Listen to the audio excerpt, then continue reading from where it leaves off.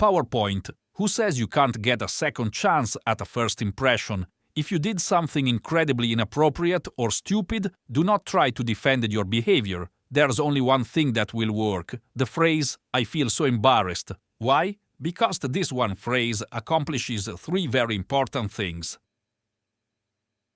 First, it shows that you know what you did was unacceptable, which means that you're unlikely to do it again. Second, it shows that you're human and people actually like us more when we acknowledge something stupid and embarrassing and then take responsibility for it. Third, it shows complete honesty, and who doesn't want to deal with an honest person? Strategy review.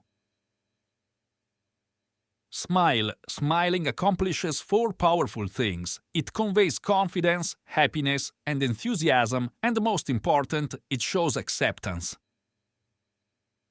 Engage the primacy effect and make that initial moment and the first 5 minutes or so the very best, and the rest of your conversation will be filtered through it, thereby creating a highly favorable impression.